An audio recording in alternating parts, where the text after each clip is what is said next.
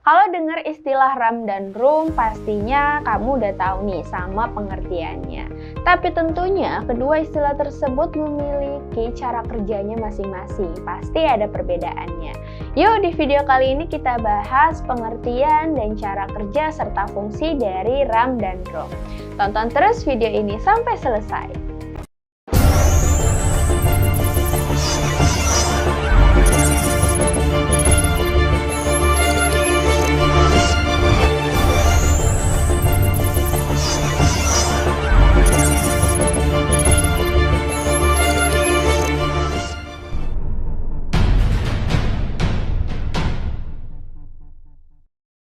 RAM merupakan singkatan dari Random Access Memory, yang dimana perangkat ini ada pada komputer.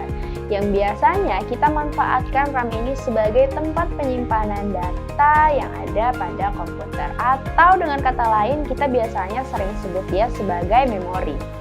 RAM adalah sistem memori yang mampu mencadangkan data dalam jangka waktu tertentu. Biasanya kita sering sebutnya memori jangka pendek, sebab ketika dayanya sudah mati dan seketika datanya tersebut akan menghilang.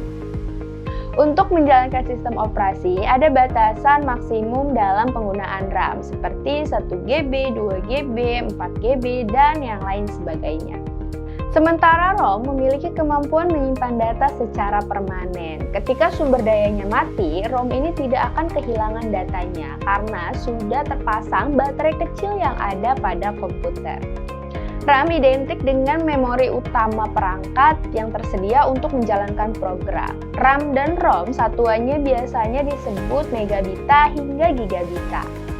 Untuk RAM, proses kecepatannya biasanya diukur dalam satuan waktu. RAM dan ROM memiliki cara kerja yang berbeda.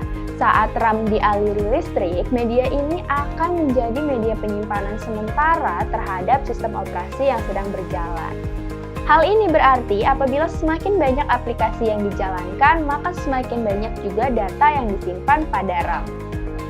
Cara kerja ROM sendiri itu berbeda dengan RAM. Kalau misalnya RAM ini bersifat sementara, maka ROM ini bersifat permanen.